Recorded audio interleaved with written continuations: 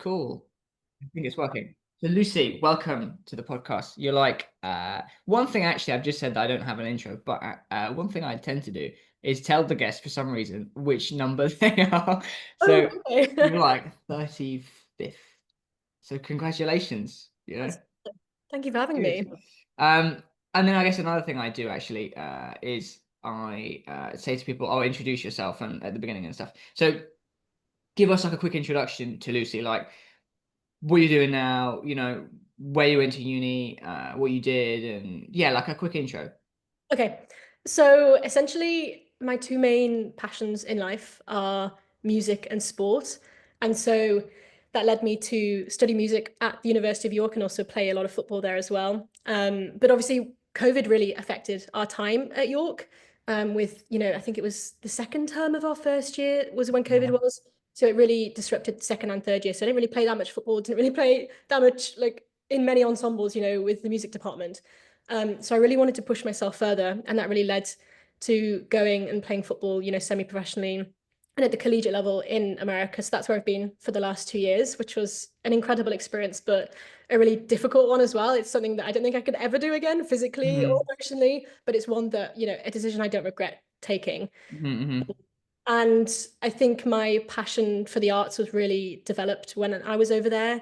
And so that led me to the role I'm currently in, which is as a marketing coordinator with a social business, like an agency called Cause For, which works with charities, companies, organizations all across the UK to help them achieve more and gain money and do whatever they want to do.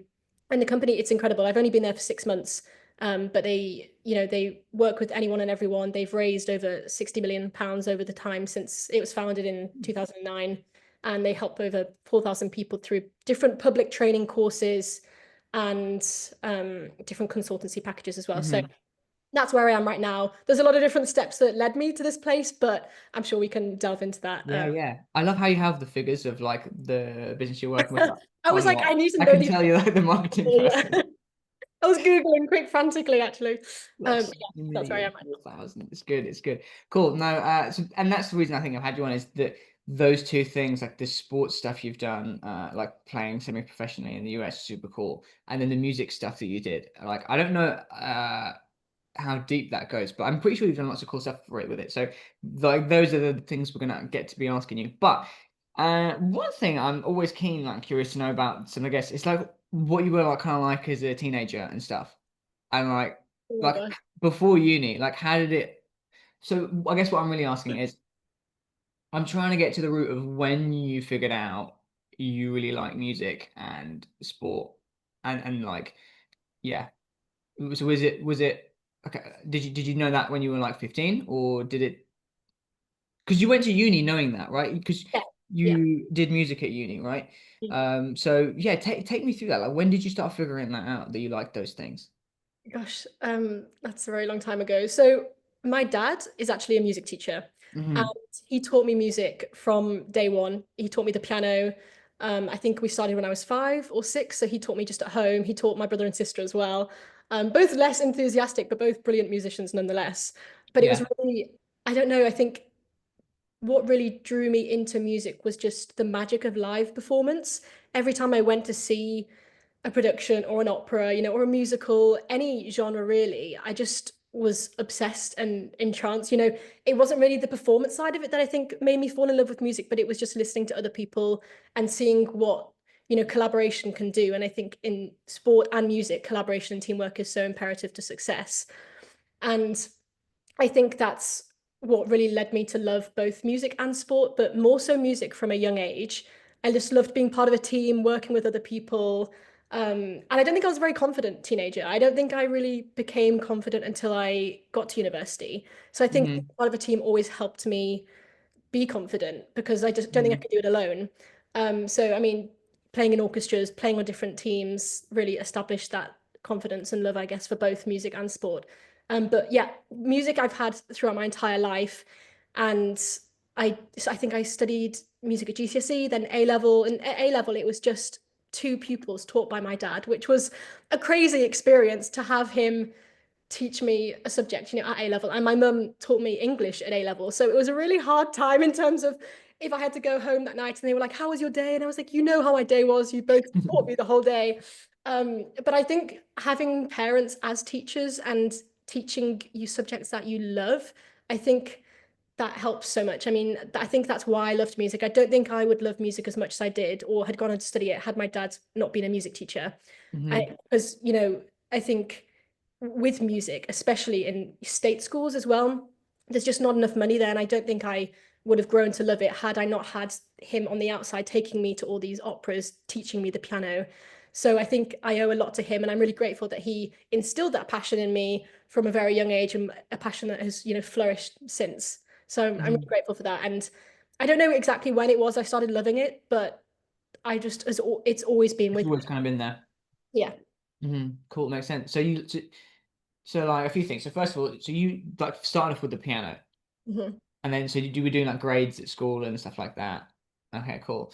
And how did that work? So did your parents like taught at your like did you do one of those situations where you're in the same school all the way up until 18, or did you do like a sixth form situation where you like So yeah, sixth form was integrated into the same school I was at. okay. So were your parents teachers there? Yes. Right, okay. And so you kind of grew up with your parents like teaching around but not teaching you, and then when you got to like A level. That's when they both started teaching me. Yeah, I never, Oh, I don't think I'd been taught. My mum had taught some of my friends in year 11, but I wasn't in the same yeah. state. And my dad had taught me, I think, in year 7, but then after that, I'd never been taught by him until year 12 again. So it was a Mhm. really, I mean, so many people ask me about having my parents as teachers at school and constantly being around them. And it's such an odd experience, but it's one that at the time I really hated, I think, especially when I Yeah. was younger in like year seven. Yeah, I get it. People Yeah. would come up to me and be like, "I hate your parents. They gave me a detention. Yeah, yeah, Put down yeah. report card." And I'm like, that has nothing to do with me. Like, obviously they're my parents, but I don't have anything to do with that. Yeah, So I think yeah. it was really hard when I was growing up as a teenager to have that experience. But I look back on it now and I'm so grateful that they both taught me, and because they both have huge passions for their Yeah, yeah, subjects, yeah. love for their subjects, and it really comes through in the lessons. So yeah, it was an odd experience, but one that I now look back on with fondness. Yeah, I mean it's super unique because like just when you did the school runs, all the family would Yeah, be we were in all the just in the car school. together. Yeah, like no one's actually all in the same place. So that's kind of Which like, helped oh, actually, saved the if you all petrol. get out of the car and that's it. Yeah, we literally by the time Jenny was in school, because Jenny's 2 years below me, my Yeah, brother yeah. Joseph is 2 years above me. So once she was in year 7, I was in year 9, he was in year 11. We were all just going together in the same car. So yeah, it made for some great conversation, but also a lot of fighting as well. Early mornings, all going Yeah, together. yeah. So yeah, it was a very funny experience. I guess some for them, like maybe that's quite convenient because it always seems well inconvenient for parents when they have to like drop the kids off and then go to work. But the idea of you're all there, bang, Exactly. um, and then after school, like you probably have to hang around for, or maybe you wouldn't have to hang around because you could just go home. It's no big deal. But like, yeah, you guys could all go home together. It's quite No, nice. we'd So always wait. We would always wait around. We hated getting them. right, We were like, we'll just wait like an hour whilst they have their heads of department meeting, then we'll go home with them. yeah, yeah, yeah. But So good. and the next point is I get that you hated it because like when you're a teenager and everyone's like out at lunchtime, they're like, oh, like that Mr. Thurman, he's an asshole. And like, Yeah. if that's your dad, you have to I be heard like, it so oh, much. yeah. So many people, even when I was in year 7, year 11s were saying it to me, and people were saying, "Get behind me." No, They would push up in front of me in the lunch queue and be like, "Your dad gave me detention, so I'm allowed to push in front of you in the queue," like stuff like that, which is just yeah, insane. And I was, as a 12-year-old, I was like, whatever, because I was just terrified. yeah. But now I'm like, I can't believe I stood for that sort of stuff. It's crazy. Yeah, I mean, gosh, those years is an absolute battleground. Like, Yeah.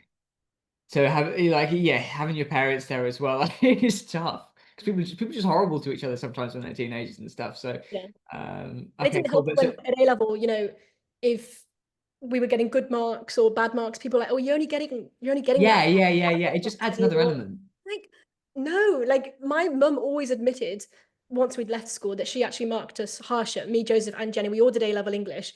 She actually marked us harsher, marked us lower, so that we would all Yeah.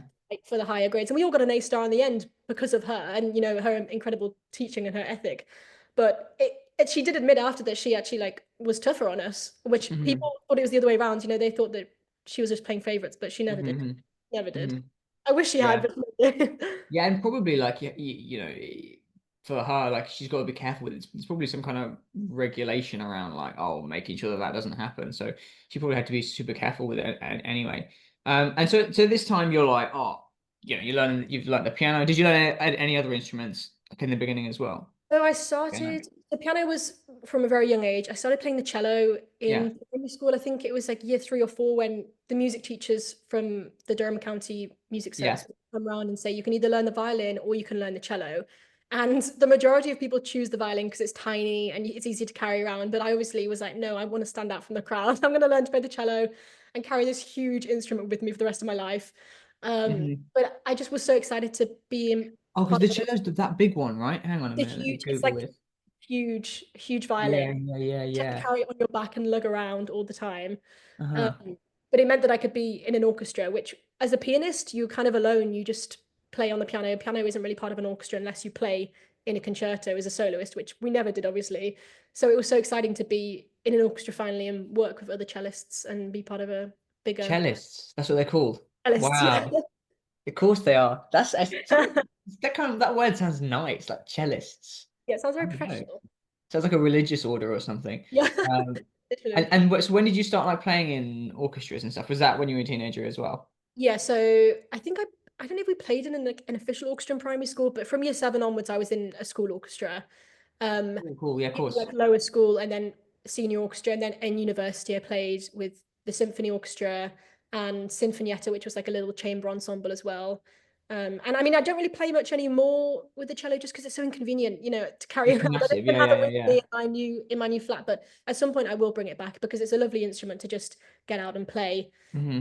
and it's just it's a gorgeous sound. It's a very unique sound.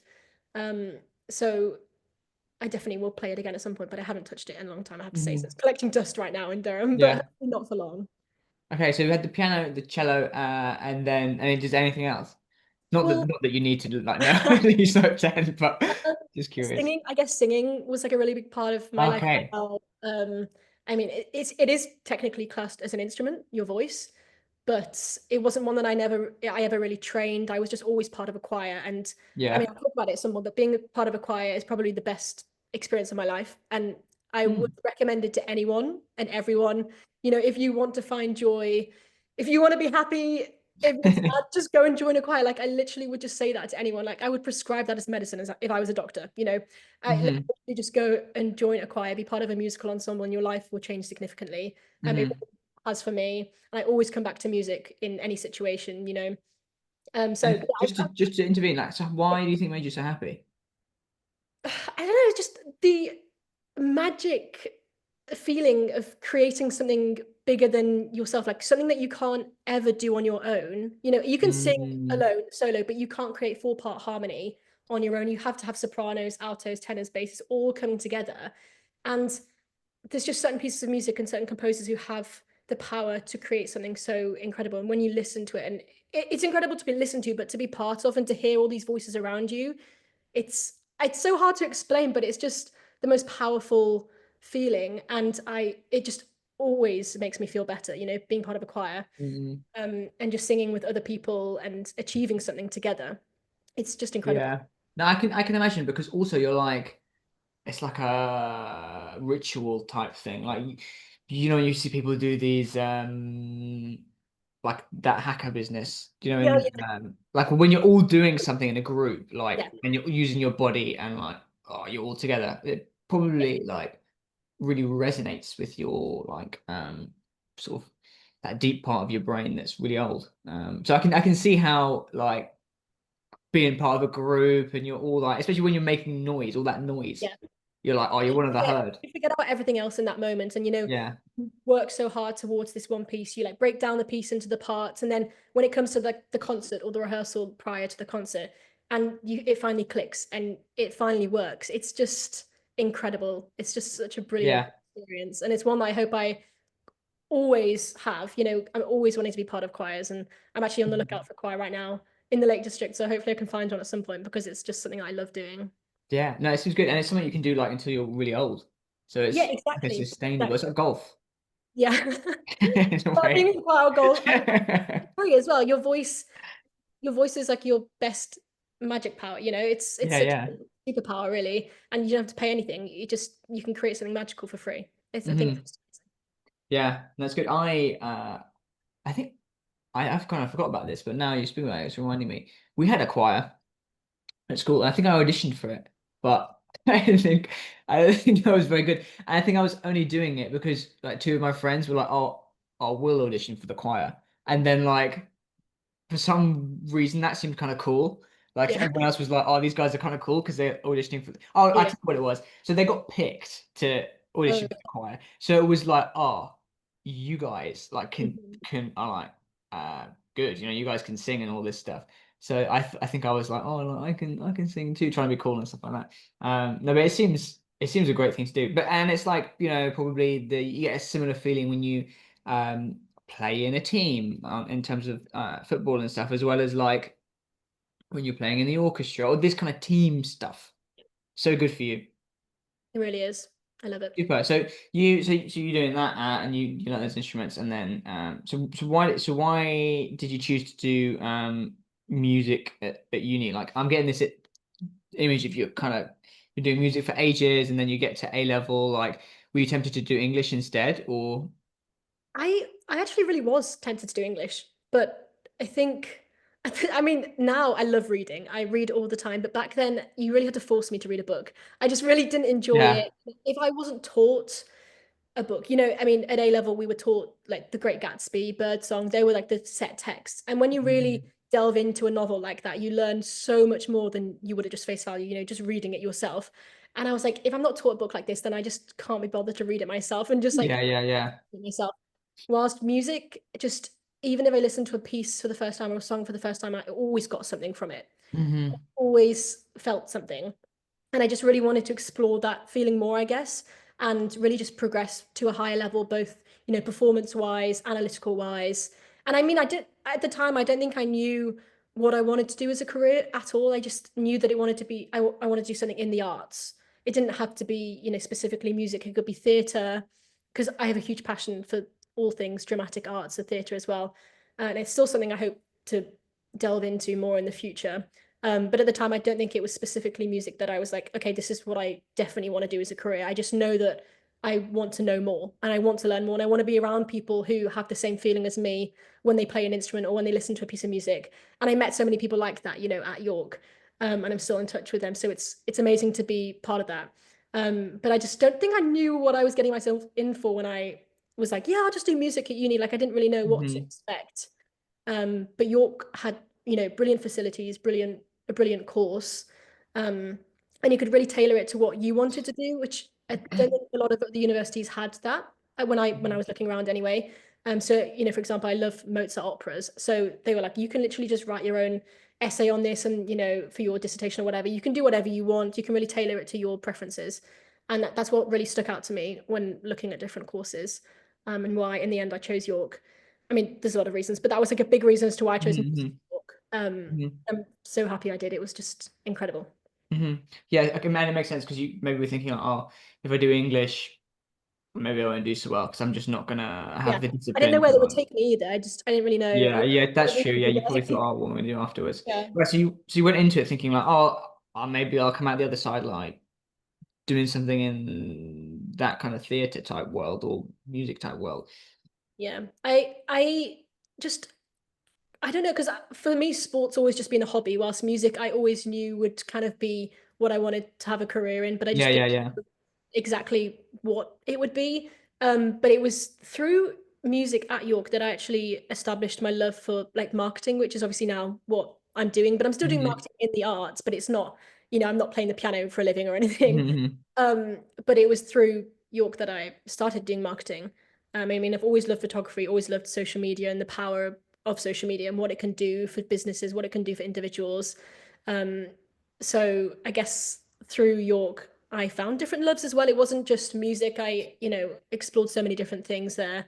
Being part of the JCR, at James, doing like event management and stuff like that. And those days were honestly the happiest days of my life. Like I wish I could just go back and do another event with James College. I mean, it's the my old PE teacher from school, her daughter's just started at Jane's Yeah. this last week. Okay, I cool. was like, oh my gosh, like the nostalgia, like seeing the pictures and all like the freshers posts. I'm like, oh my gosh, it was just the most magical time. And the people I met were just amazing. Obviously, we lived together in first year. The people on that corridor were crazy, but Oh God, so well, unique, time. but so Uh, funny. And I just remember everything with such fondness. And it was just yeah. a wonderful time. But obviously, I went in thinking I was just going to study music, but I got so much more out of Hmm. that experience than just a music degree. Like, I feel like that's the least important thing I got out of studying at York, to be Hmm. honest. Hmm. Which maybe I shouldn't say, but that's how I feel about it. Yeah, but I think that's the case with a lot of uni. Like a lot of people, it's not so much unless you go to uni and you do like, oh, I'm going to be like PhD to the max. Yeah. Then obviously, like maybe the most important thing is that. But yeah, I think a lot of people feel the same. And so before I get into the uni stuff, Mhm. with the sports, so when did you start doing that? Was that also when you were a teenager? I Like, think when did you start playing football, for example? that's a good question. I definitely played football since primary school Hmm. because my brother was really into football as well. We've got a sporty family. Jenny's really sporty as well. She's a good runner. Joseph's an incredible runner. He's Hmm. half marathons all the time. Nowadays, he's crazy, crazy fast. He gets like a 16-minute 5K at the park when he's Oh, crazy. He always played football as well. I think I just started playing because he was playing. And I don't think I ever started a team until I was a teenager though. Like I don't think I played properly until secondary school. hmm. Hmm. I can't even remember the first team I was on, but it was just something that I always played when I was younger with him, Yeah. not very seriously. And I don't even know when I started falling in love with it. I can't even remember the exact time, but I feel like same with the piano, same with music. It's always something I've just always done. I don't even remember being Hmm. introduced to it necessarily, but it's something I've always done and I've always loved and have continued Yeah. as well. You've done well to like keep doing, yeah, to have found things you like doing and keep doing them consistently. Yeah, Because like I a know. lot of people, Quite like lucky. yeah, they'll find something around, like kind of when they're a kid, like for example, and then they'll just kind of accidentally stop doing it, and Mhm. then it just won't restart. Like for example, I used to play tennis loads, but then like when I was, gosh, I must have been like 11 or something like that. I was like, oh, I can't be bothered to do this, and didn't want to go to the like practice, of course. But I was pretty decent at the time. But then like you just Just get stop. going with it. Yeah, I know. This is many things. Like I think it's if you just stick at things, you get pretty good at them. Yeah. So like yeah, I think there's a lot of things like that, and piano as well. Like I could have been you, bro. Like I could have been you. Could have been Um, better. yeah, I could have been like sport and music. Yeah, no, but well, I mean, piano was a bit different. I wasn't ever really good at it, but I did lessons for like when I was a kid and stuff. It's so hard Um, though. It's a really difficult instrument to learn. I think it's the most difficult instrument to learn. And I've yeah, learned a yeah, lot of instruments over time. It's because you have to use both hands, and with most instruments, you don't have to do that. It's yeah. so That's really crazy. yeah. Yeah, Like who invented that? Like, come on, just let me use one hand. It like I remember it took me a very long time to learn. And then by the time I'd learned it, I was like, I've got it now. I can't give up. I have to keep going. And I could yeah, no, definitely yeah. and keep loving it. But I think once I'd established that I could do it, I wasn't going to stop, basically. Mhm. I think that's the So same with a lot of things in my life. that's great. It's a great, like a really good strength. So can you like shake a cup in one hand and then like click with the other? Well, I can do that. That's I that hard. But my mean, point I've is, never can you tried, but I'm like? sure I could. Sorry. I've never tried that, but I'm sure I could because I mean, it's all about, hand-eye coordination and multitasking and playing the piano, I think is both, incorporating all those skills. So I'm sure I could Because do I that. kind of like can't do two different things. Like, I mean, and that's making me sound like I'm like got some kind of I problem, mean, you're but not super sound. You're just like, kind I of you just can't like. Yeah, my point is that thing with the doing like two different movements with your hands at the same time. Like, I can't do like two different beats like okay, yeah. with my hands. Like, I can't do like one tempo in one and then like way quicker in the other. Um, I was trying to think, oh, like when you said when you were like, oh yeah, I can do the two hand thing. I was like, oh man, like she must be able to do loads of like cool things in her daily life. Even now I'm thinking like that probably doesn't come up much. Okay, cool. So you started doing all this. So when did you join a team? When you were like a teenager, right? Yeah, Football I mean, team. I don't even think I joined a proper football team for a very long time because both my parents worked full time, and Yeah. so Jenny and I all did Harriers, like the running, cross country, track, whatever, Hmm. and ballet and loads of other random stuff at the time, and music, Okay. orchestras, choirs. I don't think because football was the only thing that I did and the other two didn't do, we just didn't have time for it. So I never Mm. actually joined a real team. I don't think until like year 11, maybe. Okay. Okay. I Okay. think I just like, and I'm kind of glad I did all this Harrier stuff, the running stuff, because it kind of laid the foundations for fitness, which is really important, obviously, for football. Um, but I think I could be so much better now had I played in a team, from a younger age and had developed all Yeah. the skills. Yeah. But I Really don't think I easy. started playing properly, and then obviously taking it seriously once I joined university. But I hadn't been part of a football team for that long prior to that. Hmm. Hmm. Um, Okay. So getting a snapshot of like where you are before uni, like you've been playing for a football team, and mhm. like you have this like passion for music, like a big one, and you've been doing that. So A levels you did like English, music, and English, like music history, and EPQ. okay, okay, cool, super. And so then you decide to go to York, and then like with music, my biggest question is, what do you guys do at uni for music? Like, not to sound like, oh, like what do I you fucking genuinely do? think we Like, you just sit play our around instruments all day. and that's it. Like that, people genuinely do think that they're like, oh, music is such an easy degree, and I'm like, you guys know nothing. It's so Yeah, complex. yeah. But There's only so much to idiots it. say stuff like that. Like only it's always like some like when people always go, "Oh, that degree is easy." Like it's No such there's thing as an very easy few that are degree. easy. Yeah, every degree has difficult elements to it, and I think Yeah. actually, well, I'm going to contradict myself slightly now, but I loved the music degree at York, but didn't find it like too taxing. What I found really You difficult. know, oh, it was good, but we just Yeah, kind of sat around a actually, it was lot. easy. Music A level for me was what was really, really difficult. And I think what I admire so much about musicians is that they can do it all. And I think that's what the difference is between a lot of different subjects. Whilst music, you have to be able to perform, compose, write well, analyze well, listen well. Mhm. Whilst, with English and history, all I had to be able to do was write well and analyze well.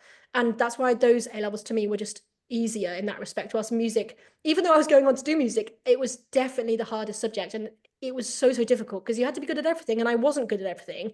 I mean, I could play the piano well, but composition wise, I'm not a very good composer, and I put my hands up to that. It's not something that I really enjoy. I don't sit down and suddenly be like, oh my gosh, I can compose a symphony, I can do this. Like I have ideas, but they're never very good.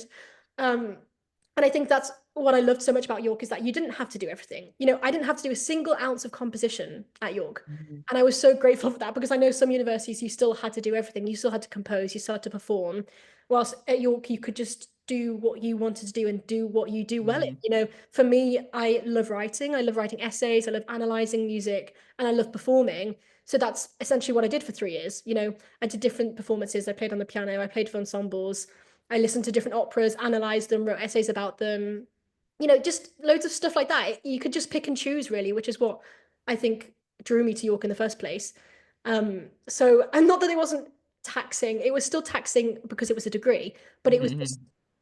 it was allowing me to just focus on what I loved doing, and therefore I found it easier than I had a. Yeah. And it's a different kind of struggle. If you're doing something you love, like yeah, it doesn't maybe necessarily feel how would you say when you're doing something you don't like, it can really feel like, oh, this is taxing, like this is hard, like but when it's even if it's difficult, if you love doing it, it's more of a challenge than Yeah, like like you want to push yourself, you want to yeah, because you enjoy it. Yeah, yeah. Okay, 100%. cool. It's so cool that you as like a music student, you could be like, oh yeah, like I'm composing this symphony on Yeah, like literally so in the many library. friends, so many of my friends on the course were incredible composers. And my friend Becky, I don't know if you know Becky, she was in Derwent and we played football together, but she also Mhm. studied music. And I mean, she's just finished her MA in Liverpool doing film composition. And I hope one day she is a professional film composer, and I have no doubt that Yeah, she will be. 100%. Because when I listen to her work, I'm like, how have you come up with this? Like, how did you just sit down? Obviously, you shouldn't just sit down and write it. It'll have taken months and months. But I don't think I could ever do that. And I just don't know where that comes from. And it impresses me so much when people can do that, and I admire them so much as well. I mean, I could never do that. Yeah. A different skill and a different side of the brain, clearly, that I don't have. Um, but it's just incredible to witness. Yeah, I mean, you can write stuff that makes people like cry or Yeah, like, oh, I don't like, think I could do that. yeah, you can really move people. Like, it's Yeah. crazy that that's like and I feel music's so good as well. Like, that stuff's really like moving and stuff like that. So um okay, so you weren't doing the composing stuff, you were doing like more essays and like analyzing like why things work or Yeah, and I mean, the main thing that I focused on and what I still have a really big passion for with music is accessibility in music and talking about elitism in music because it's a really big oh topic, really? really, an ever-present one, especially in opera. I think, especially nowadays, opera is seen as so elitist, especially in England. Less so in America, Mhm. actually, but in England, it's really prominent. And my main focus in third year was looking at accessibility and elitism in music. And my end dissertation was actually comparing Hamilton. Do you know Hamilton the musical? Yeah, yeah, the one yeah, another one. Which is basically if Hamilton on paper is an opera because there's only four lines spoken in it. The rest of it is sung, entirely sung. And an Really? opera is just a Oh, sung musical essentially. And so yeah. I was like, opera is so unpopular with young people nowadays, whilst Hamilton, everyone was obsessed with, and everyone is still obsessed with Hamilton. And I just Mm, really so intrigued as to why young people loved Hamilton but hate opera. What is it about opera that people don't like? And that's what I really got into in second and third year, uh, yeah. and loved, dissecting that. I can't even remember really what I wrote in the end in the dissertation, but I just loved doing that, and it's something that I still want to explore and want to work in at some point in the future. I don't know when, Mhm, but it's so interesting to me how people perceive music differently if it's something that is accessible or not. It's so mhm. interesting, and yeah, I love it. Yeah, that's what I was going to ask you. Like, oh, so what did you like? What did you find? Why do people prefer like Hamilton but not the opera? Because at least for me, like the thing I don't like about the opera is sometimes I don't know what's going on a lot of the Yeah. time. Like, That's what a lot of people say. And it's always in a different language. It's never in English, which straight yeah, you away, have to. Like, only the Italians are enjoying it. yeah, you're looking at it, Oh like yeah, so, yeah. laughing Oh, so much, and you're like, I have no idea. yeah, And okay. it's easy said than done because I mean, obviously you have like super titles and you can see the translations, but it's so hard to like look up and down between the screen and Yeah. what's going on. And the stories are always not that interesting. I can even say that, as an opera enthusiast, they're always kind of the same. Whilst Hamilton was so unique, looking at a founding father that no one really knew anything about. And then suddenly we're getting this whole backstory. The songs are so catchy, the set's incredible. So I can understand why people would love Hamilton, but it is an opera, so it's really interesting to see if opera, if classical opera can be changed and the way we perceive it can be changed, then maybe people can enjoy it too. But I think definitely have a long way to go to get there. But it's something that I Hmm. really have a passion for and I want to work on in the future, getting younger people to opera, introducing it to them. Because once they're through the door, I think they'll be hooked. I think the main thing is getting people through the door, which is the hardest part, which is where marketing comes in. And that's why I really want to work in marketing in the arts and in opera, to help get those people through the door. Because once they're there, they're fine. They'll fall in love because it is really Hmm. incredible experience. Um, but it's just the hardest part is getting people to the door. I can Yeah, understand. makes sense. And so what do you like so much about opera? Is it the that it's like because I mean I've never really seen one, I don't think, but it looks well dramatic from the outside. Like, is that what you like about it? This because everything that happens is like, oh no, this is Yeah. happening. Like I'm Everything going to is die. so hyperbolic, I Okay, mean, yeah, that's the word I was looking for. Yeah. yeah, which I love. And I mean, I saw, I think, an opera called Aida a few years ago, and literally one of the characters will die for 10 minutes long and they'll keep repeating the same lines, and it's so played out. It's so ridiculous. But I love it. I mean, I love just going to see anything at the theatre anyway. But what I love so much about opera is also just the whole experience. When you go and see an Mm, opera in the UK, especially, it's a whole day. It's not just, you don't just go to see this production. And this is a lot of what I got into when I was I mean, I did a lot of stuff about this in Pittsburgh as well, and during my dissertation, people actually just go for the experience a lot of the time. They don't even know what they're going to see. They don't care what they're going to see. They just want to be mm, part of the experience. Often, people don't go to see; they go to be seen, and I think that's so interesting. yeah. I want to like play and be like, "I'm going to the opera, darling. I'm off to the It's all opera." the Like, glamour. Yeah, yeah, yeah, yeah. yeah, because it is an elitist activity, and it really doesn't have to be, and it really shouldn't be, in my opinion. But Hmm. it's just it is an incredible day, but it is a whole experience. You're usually there for 7, 8 hours, and there's two intervals throughout. You have a picnic in the interval and stuff. It's crazy Yeah, yeah, in that yeah, respect. yeah. But it's a magical experience. Yeah, it's kind of like Really a cool. Game of Thrones type experience. You go and then you like in the interval, you're like talking to people who's doing what. Yeah, yeah. I can see why these like yeah, it sounds like a it's elitist type Yeah. activity. They do. Um, but I'd love to go and see one. Like, You should definitely. but I was thinking about what's it called? Swan Lake. But Swan Lake's like a ballet, right? It's not an opera. But And it's what's the still difference? Well, I mean, I guess the difference is in a ballet, no one's singing. no one speaks in a ballet. There's No one, no okay, there's no no speaking one at all. speaks at all. It's just music and dance. Okay. Which I think that's why I find ballet. I don't know.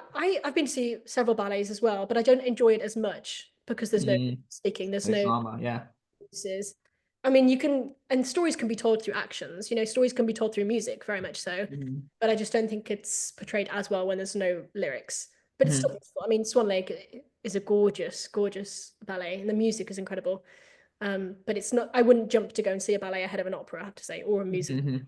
Okay, well, that's the advice to the audience. And operas first. Yeah, Before we get down this, keep going down this rabbit hole of operas because we can go at it all I day.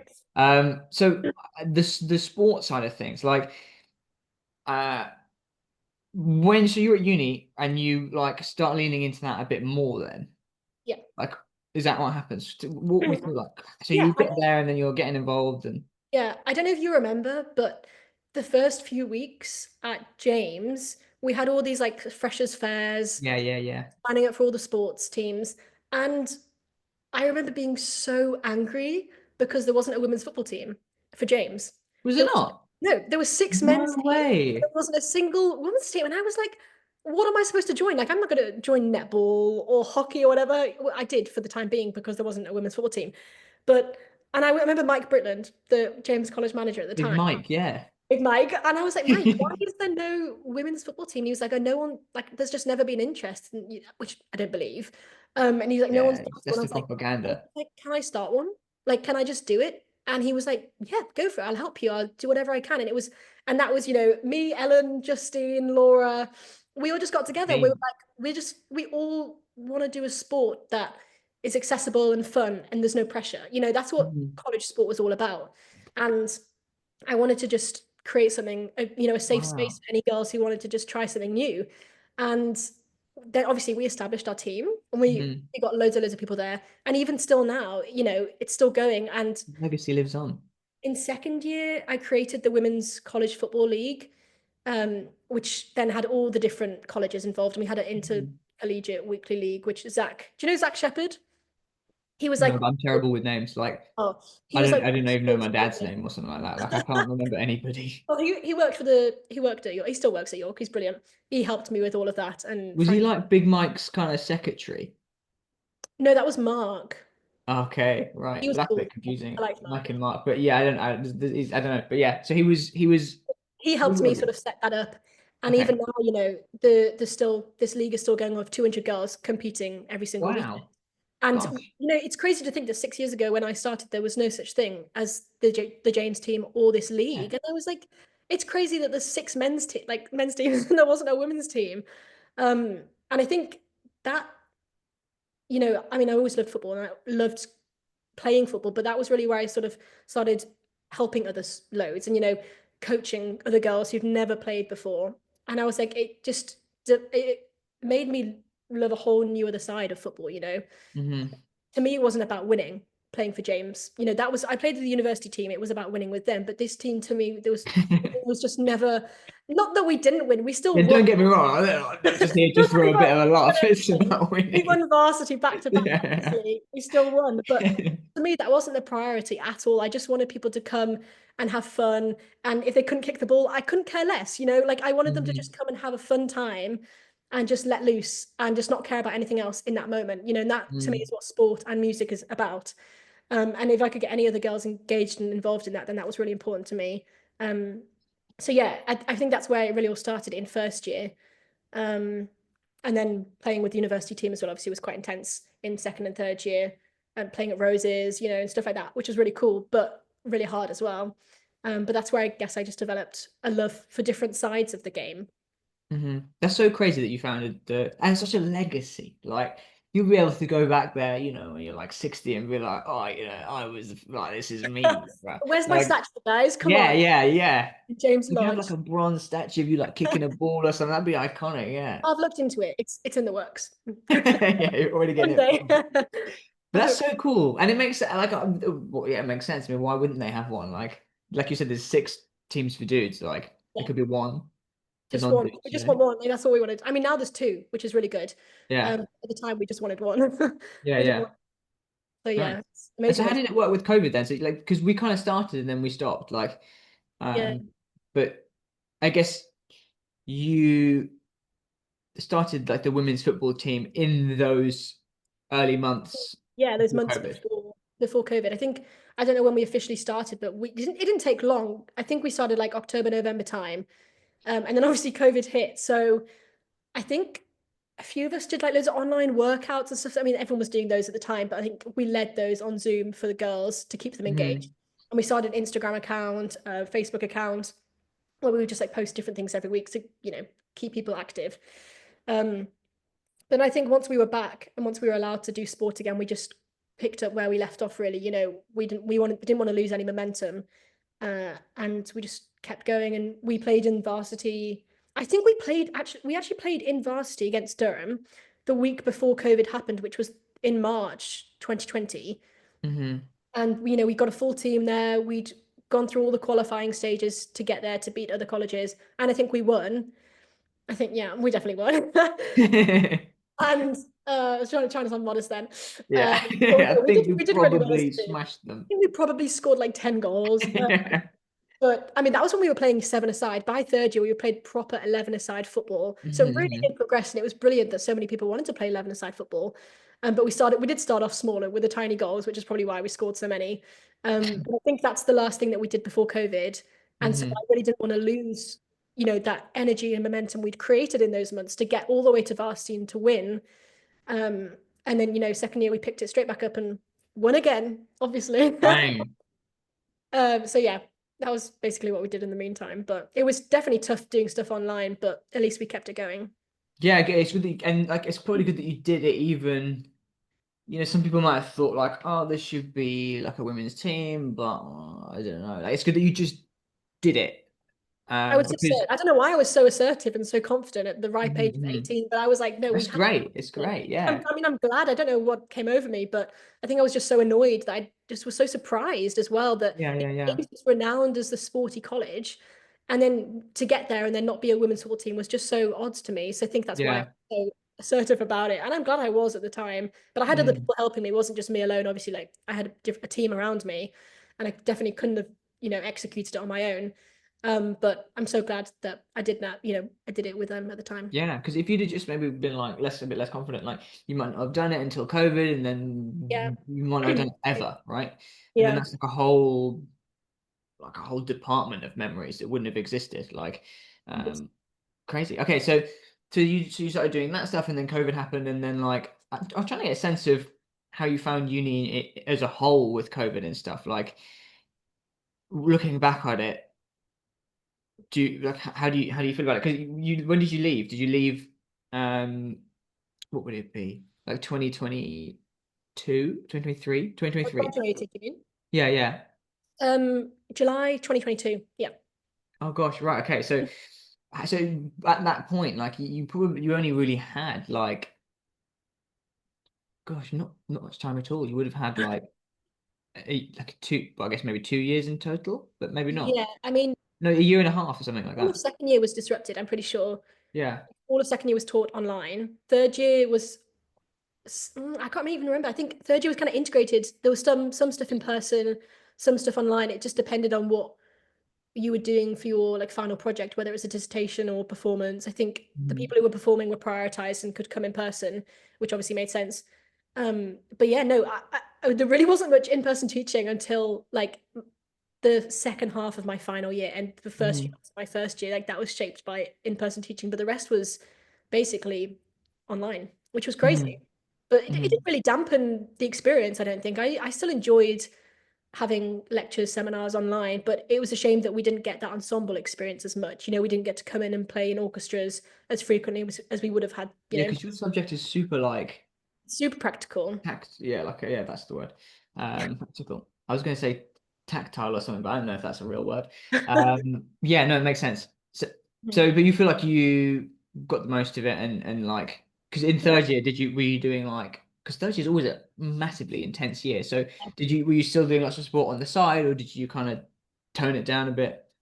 No, I think I like upped it. Just get more on the plate. I was like, this is my last year. I missed so much of second year. Like, I want to do everything now. And I think so. I was the head of sport for James, and obviously was part of creating the Freshers Week for anyone coming into my third year, and being part of the JCR all up until December, I think, which is when they Mhm. the new JCR.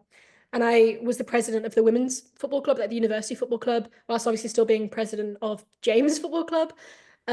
Basically, I just loved. I had a bit of a power trip, I think, in third year. I just wanted like all the titles for some reason. I honestly don't know. Like, I look back on it, and like, I don't know why. What happened to me? Was like so the president of so many different things. And I was like, I really shouldn't have done because it was so intense. And I was also, yeah, I was the president of the orchestra as well. And I was like, what is going on? And I think it was because we'd missed so much in second year. I was like, I really just want to get the Yeah, yeah, yeah. most 100%. out of this as possible. Yeah. And we had roses that year. We hadn't had roses in first or second year because of COVID. And I was like, I so want to be a big part of this and play in it, organize it. So I also applied to be part of the York Sport Committee as one of the tournament secretaries, so we could like help organize and create roses and the experience in Lancaster. So yeah, I think everything kind of was like ramped up in third year. Actually, that was the most I did, Hmm. which maybe was a bad idea, but looking back, I have no regrets. Honestly, Hmm. it was brilliant, but it was very, very intense and having to multitask many Hmm. different. But I Hmm. think that's when I thrive the most. I hate having spare time and I like having I can nothing. tell. Yeah, love having loads of things on my plate and just doing everything I enjoy. And if I enjoy it, then I don't mind it taking up all my time. Why would Mhm. I not want that to take up my time if I enjoy it? Like that, surely that's the point of life. Doing stuff that you enjoy all the Yeah, you time. don't want to be sitting there staring at the wall. Like you have something No, to I do. couldn't imagine anything more boring. Yeah. Uh, yeah, third year was crazy, but very enjoyable as well. Mm. Like a question that comes into my head when I'm listening to all this is, I'm like, man, you seem like like a person that's pretty consistently like doing lots of different things and busy. Like, what kind of time do you get to bed usually? Like, are you like all kind of you like working in the evening a lot of the time and like what is I could try to figure out what your kind of average day is looking like, or is it like I how mean, do you watch many like movies or like do you? Because some people, what they kind of what they do is they kind of fill up. They don't really. Their break is doing something else, like rather than watching a show, what they've done is they've kind of configured their life such that their downtime is almost productive in and of itself. Like in I think relaxing, they are like that sums me up 100% because okay, I think for me, relaxing, especially at York, relaxing was doing something fun. And if that yeah, meant doing something busy or filling my time up, then that was completely fine. And that's what I found relaxing. That's what I enjoyed. hmm, hmm, Relaxing in itself, just like sitting on the sofa watching something, I'd be so agitated. I'd be like, oh my gosh, I should be doing something right now, which I don't know if it's yeah, a completely healthy attitude, but it's like how I thrive and how my mind runs. But I mean, when I was at York, I remember I lived with Ellen and Justine in third year as well. And we were just always up so late because Ellen's kind of the same as me in that she was doing so many different things. And she's so talented, she has so many different things going on in her life hmm, still now as well. Um, and we both were just always going to bed so late. But I mean, especially the last few years, they were even more intense in America. But now I hmm, definitely find myself like coming back down to earth and just like slowing down a bit more, which is like a big part of why I moved as well. I mean, I work remotely and I find that quite relaxing, just being in my own space working. But I still find ways, to fill up my time outside of work through football and music as hmm. well. But it's definitely less intense than it has been, over the last Yeah, year, which yeah. is nice as well. I'm learning to Hmm. love that side of it too. So you've always kind of been like that. You've always kind of been Yeah, filling up the calendar. Hmm. 100%. And why do you think that is? Why do you think you're like that? Gosh, we're really getting into it here. Yeah, now it's like an hour in. We're starting no more Um, fucking around. These are the real questions. I don't know. I think with my family, so my brother and sister are both incredible academics. I mean, Jenny and Joseph both went to Oxford University, and then Joseph Hmm. went and did his master's at Cambridge. Jenny is now doing the bar course, at Lincoln's in London, and they both their main thing was always academics. I mean, they had so many other things on the side as well, but for them, that's where they excelled. Whilst I mean, I still consider myself quite academic, but I mean, I didn't go to Oxford, anything like that.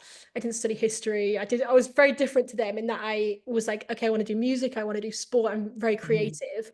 And I felt like I always just had to catch up to them in many ways. I think it Hmm. sounds kind of stupid saying it out loud, but like I think that's how I felt when I was younger. And I feel that filling up my time with so many other things was my way to do that and kind of match them on their level, through music, through sport. I mean, it's not the same as matching them academically, but in my eyes, I just tried my best to do everything I could to look as good as them, maybe.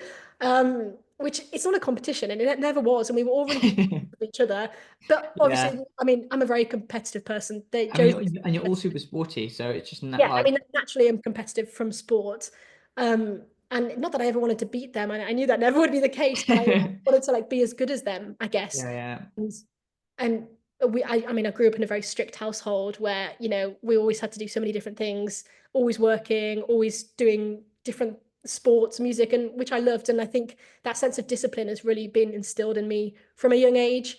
And I just carried that on, I guess, in life. And I've just never really Mm, stopped, which I don't think is a bad thing, but maybe I will at some point, burn out a bit. But I don't consider that a bad thing. I mean, I've always enjoyed having loads of things on my plate. So hopefully Yeah, it's no. I mean, it sounds like it's the environment you grew up in. And I Yeah. definitely don't think it's a bad thing at all. Like, I think it's actually, I mean, it sounds a bit, what's the word? Like, not dry, but it sounds a bit of a sad way to describe life, being like, oh, you've optimized your time. I mean, that sounds a bit like uh that, life isn't about necessarily optimizing your like efficiency, but it is like a really efficient way to live by Mhm. like you're kind of resting whilst being productive.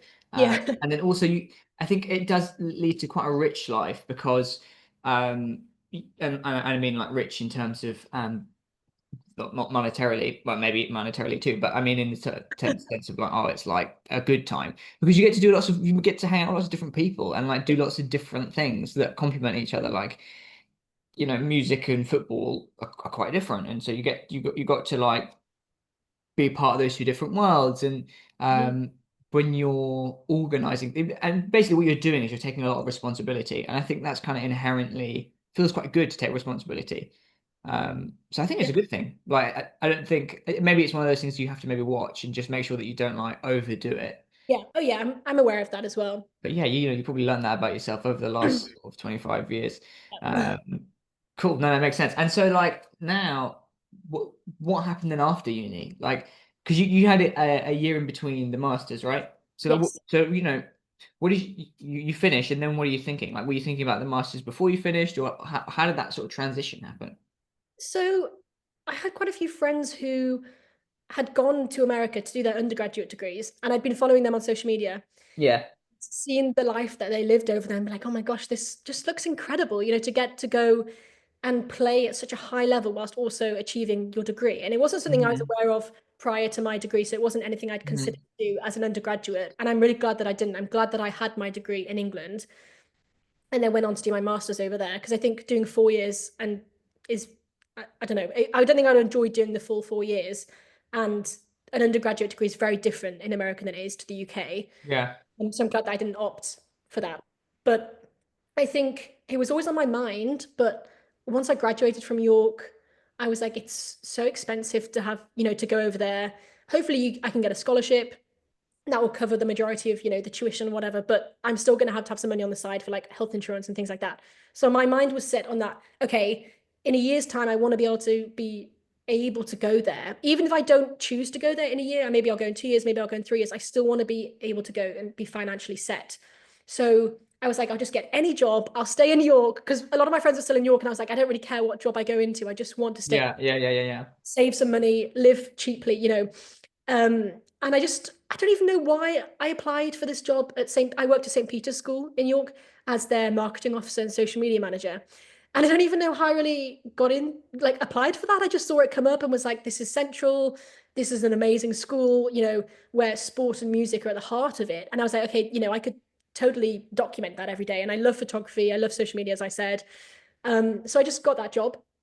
And it was so much easier to get a job back then. I wish it was that easy now. Back then, I think I just had like one interview and they were like, yeah, sure. Yeah, come on in, That would mate. never Yeah. happen now. But I was so lucky to have, been handed that role. And I learned so much about marketing, social media, photography, just working an adult 9 to 5 life. I hadn't Hmm. experienced that. And I'm Hmm. so glad that I took the time to have that experience before going to America because I feel like I matured a lot in that year as well. Um, and learn more about discipline and more about my time and more about my passions. and it allowed me to play football on the side as well to get footage, because when you apply to go and play football in America, you have to have a CV, but a soccer CV, which Yeah, yeah, yeah, yeah. other videos basically, Different. and all your stats and all the clubs you've played for and stuff like that. So I had that year basically to apply through an agency to different universities in America and talk to coaches, and all that time to discover where I wanted to go, what I wanted to do. And the head teacher at the school actually had done an MBA, and Cool. I was talking to him about that because I was like, oh, how did you go from having an MBA to being a head teacher? And I said to him, one day I really want to be a leader, in whatever role I have. I think I've always been quite a natural leader in sport and in music, but I really want to be a leader at work, be it as a manager, a marketing lead, a director, whatever. Maybe one day CEO. I would love to be a CEO one day. Never know. Yeah, yeah. Definitely not at the age of 24, but maybe one day. And I was so intrigued. I was like, okay, maybe I'll just do an MBA. I didn't really know anything about it, but I was looking at different liberal arts colleges in America because they all had really niche MBA programs. And there was one at Point Park, which is the university I went to in Pittsburgh, and it had a concentration of sport, arts, and entertainment management. And I was like, if this doesn't scream at me, then I don't know Yeah, what will. yeah, Like, yeah. this is This is perfect. it. Yeah, yeah, And yeah. I was like, okay, what's the football team like? What's the soccer team like? And they were brilliant. And I was like, okay, this is brilliant. I need to just apply. And it was one of the first schools I came across. And I was so Mhm. lucky to have been offered, a full scholarship to go and play there and study for 2 years and have all the experiences I had there, through internships, through the people I met, the people I came across who I'm still in touch with. But I'm really glad I took that year between finishing my undergrad and doing my master's to kind of just reset and be like, what is it that I want to do? Where is it that I want to go? And I mean, even now I'm still like, I don't know where it is that I want to go, but I'm so glad. Mhm. I feel like that experience really shaped me and really established what it is that I love and what I want to pursue. Um, and it was just an incredible time, a taxing one, but an incredible Mhm. And success. so what are those things? Like what you want to pursue and like what do So you figure out that you love? So essentially, it's arts management is what I really, really want to look into. And I was lucky enough to work with the Pittsburgh Symphony Orchestra as their operations intern, literally within a month of coming to Pittsburgh. I was like, I'm just going to apply for an internship because essentially my master's course was catered for people who work 9 to 5. So it was all our classes were 6 till 10 at night. So you could work 9 to 5 during the day if you wanted to. So I was like, okay, I'm going to get an internship so I can work during the day and have practice in the morning. So it worked out really nicely. It was very intense, but it was a really good schedule. And so I mean, I got to work there and work with I mean, we were talking about film composers before. I got to work with John Williams in one of the concerts. Whoa, that's And crazy, dude. But yeah, what do you and mean? Like did you meet him? yeah, oh gosh, yeah. I was chatting with him What the at the hell? VIP That's party afterwards. crazy. Yeah, like that. When I tell people that, they're like, "No way!" And I remember the night. I remember everything about that night. Like that was probably one of the best, if not the best night of my life. It just everything came together on that night. I mean, we'd been working so hard for this concert. This was at Christmas, in 2023. So it was Yeah. like 4 months after I'd been in Pittsburgh for 4 months, and I remember just working backstage at that concert, and it was coming up to the encore. And Anne-Sophie Mutter, she's a really famous violinist. She was on the stage with John Williams conducting, and we knew obviously what the piece was going to be as the encore, but the audience didn't know. And I remember I was like, okay, in this moment, I'm going to watch the audience instead of watching, the orchestra, watch John Williams and see their reaction. And so Anne-Sophie Mutter's about to play the violin, and it's Hedwig's theme from Harry Potter, the Yeah, really yeah, yeah. famous tune.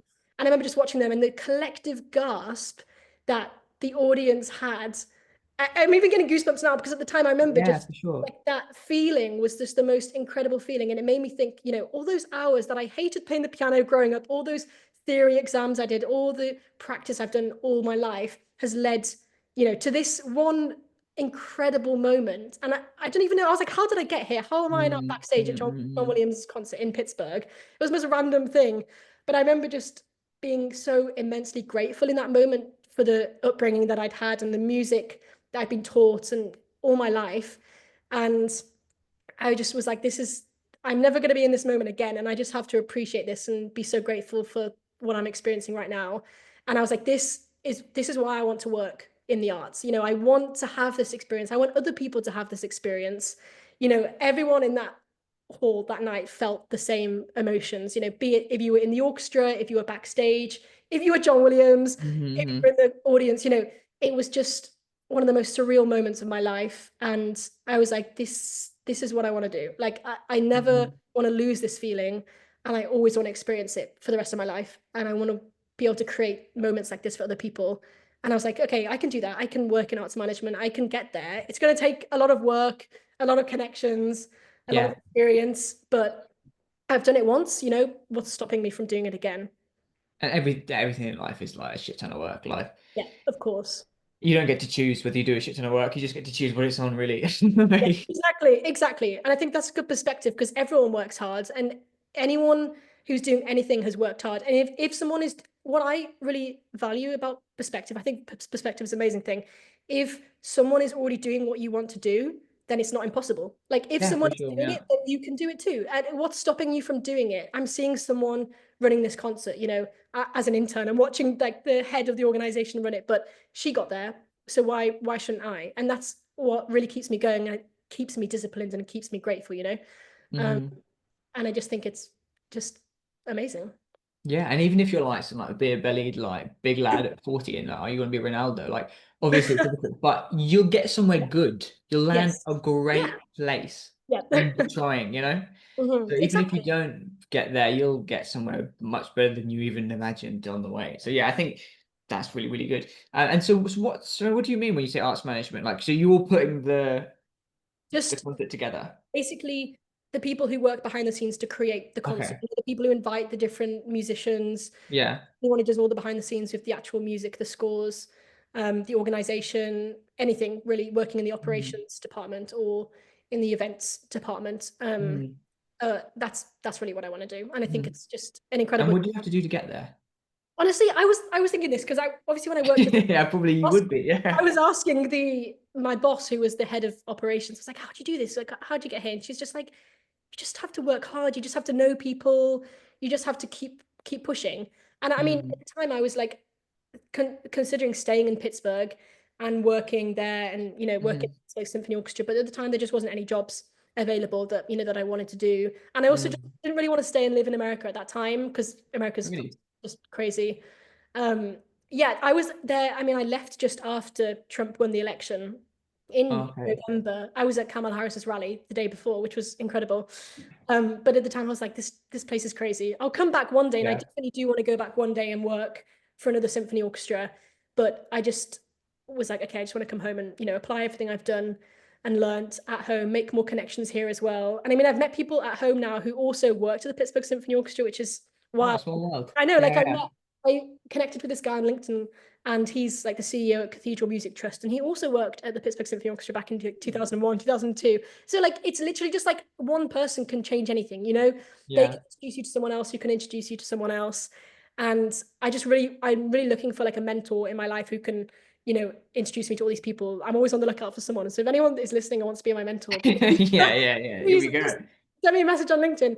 But I mean, I have many mentors in life, but it's just, you just need one person to help you and then you're Hmm. set. But I mean, I don't know. She said it was really difficult to get to that stage, but you just have to keep working and keep, making yourself the loudest in the room and Hmm. just keep making important points and keep believing in what you're doing. And hopefully one day you'll be successful. So that's what I'm holding on to. Yeah, so it's quite network driven. And like in the meantime, like are you have to kind of maybe what I imagine you have to do is like show that you're good at that job in other ways, like so organize sort of concert type things. Yeah. Yeah, okay. And then when I was in Pittsburgh, I finished that internship and then was like, okay, but I still want to be, in this world. Like, what else can I do? And they were like, okay, just join another department in the orchestra. So I just went through different departments, not any Hmm. necessarily that I was like, I want to work in this department, but just to get to know people, get to know what they do, Hmm. and just make myself known and just that I'm there and willing to learn. And I really wanted that to come across. And I was like, I'm really here to learn.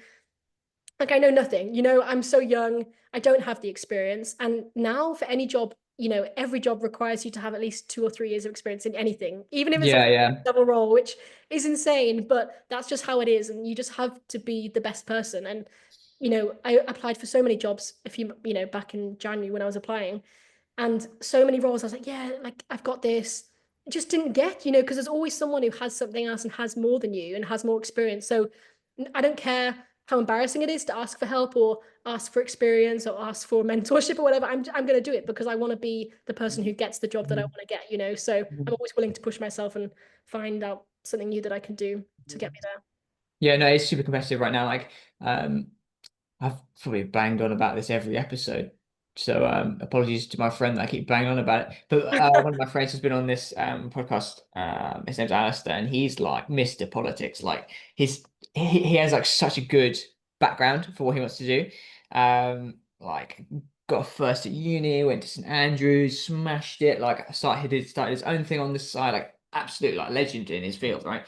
And even like I'm always giving this example saying like, oh, if Eve struggles, everyone, then like, you know, it Yeah. shows how much we all must struggle to get Mm. something. Like I think in this day and age, well, makes me sound like I'm some kind of old man, but at the moment it seems, looking at like our peer group, everybody has to kind of grind away if they to do what they want to do. There's very few people I know who've had it sort of handed to them.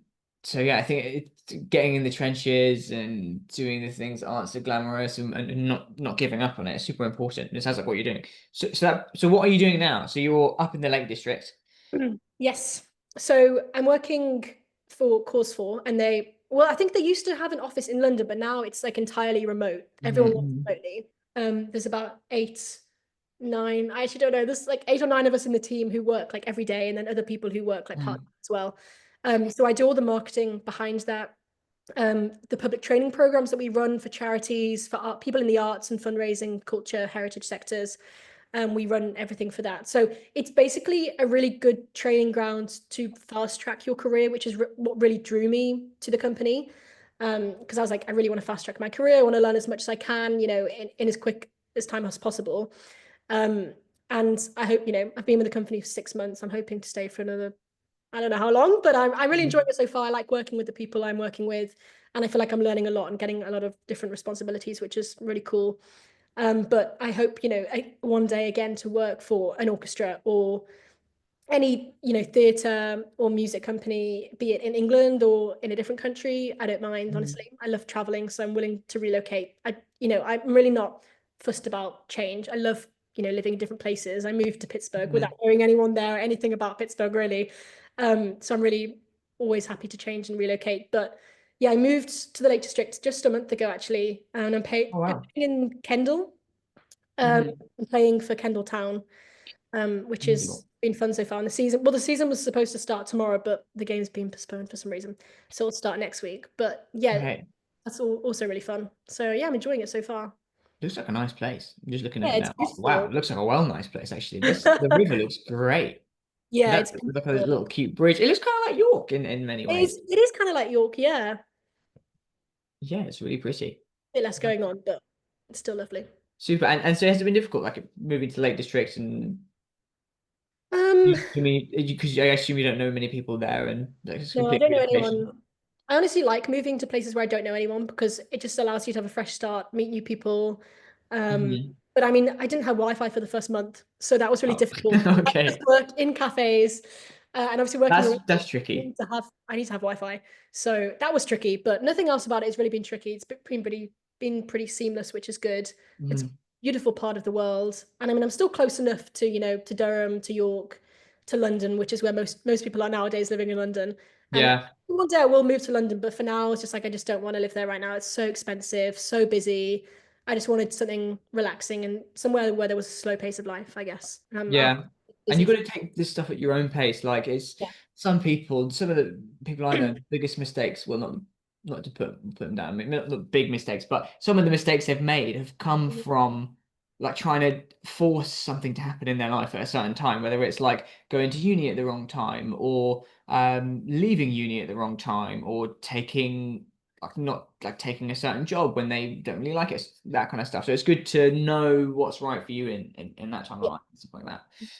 Nice. Well, cool. And then hopefully, yeah, you'll have some sort of exciting next steps that come out in the next few years, and get the sort of dream job for you is what's it called? The arts manager. So yeah, essentially like working in arts management as head of operations, head of marketing.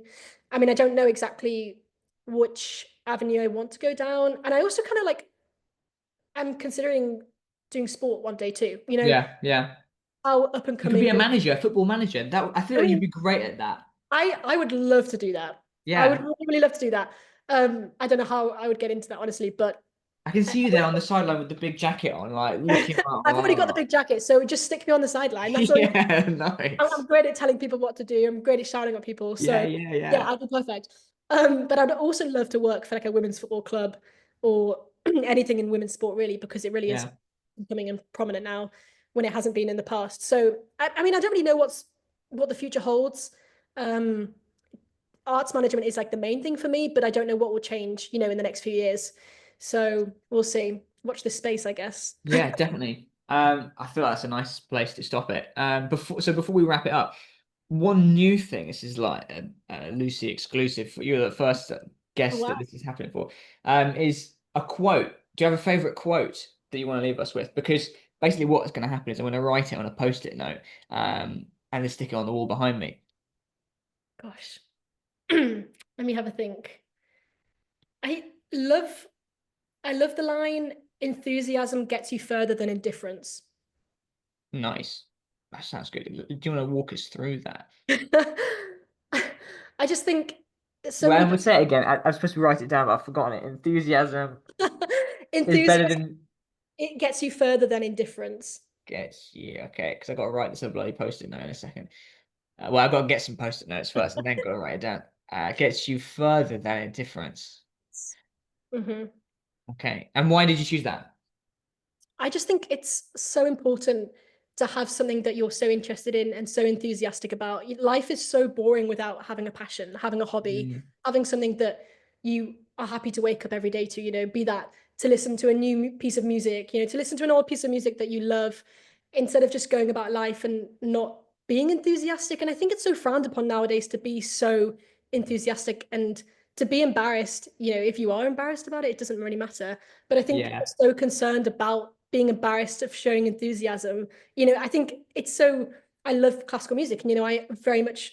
People are very you're much. not ashamed of that. I'm not ashamed of it at all. I'm very enthusiastic about it, and I always have been.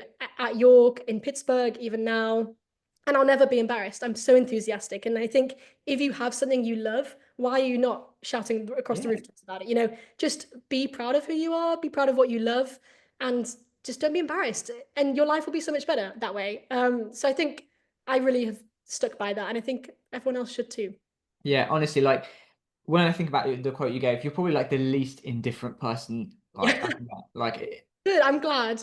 you're like no one could ever describe you as indifferent. Like you're always engaged. It's great. Perfect. Well, I love Um, well, happy days. Thanks for coming on. And having yeah, me. It's been lovely to wrap it up catch up with there. you. Cool.